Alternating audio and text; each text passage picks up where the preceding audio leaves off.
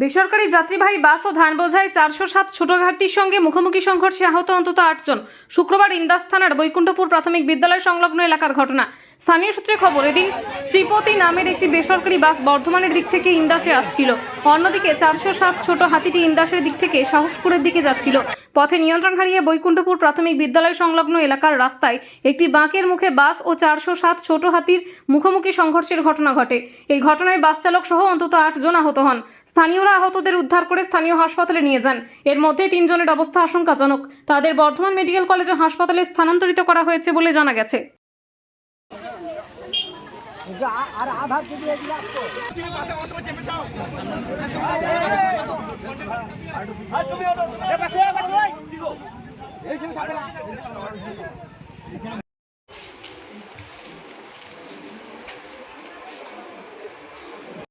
ঘটনাটা আমরা ঘটনার সময় থাকিনি, ঘটনার পর এসে দেখছি যে শ্রীপতি বাসটি একটি হাতি গাড়ির সাথে অ্যাক্সিডেন্ট করেছে। 8 থেকে 10 জন ইনজুরি হয়েছে। বাসের ড্রাইভারের সব হসপিটালে নিয়ে গেছে। ঘটনার কটার দিকে ঘটে?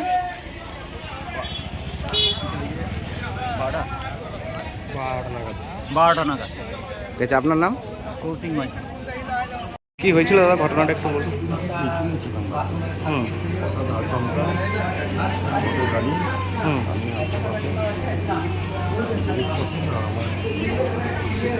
বাস কি ওভার স্পিডে ছিল? আপনার নাম? মোচড় ছিল আর কি, মোচড়ের মাথাতেই হয়েছে। মানে বাসগুলো খুব একটা স্লোতে ছিল না। কিসের সাথে কিসের হয়েছে?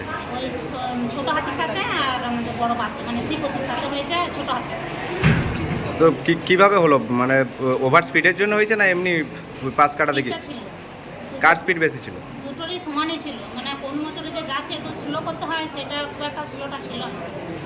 আচ্ছা, আপনি বাসেই ছিলেন? হ্যাঁ, আমি সামনে একদম, আমি পুরো দেখতে ব্যাপারটা। আচ্ছা, আপনার নাম? কাগজে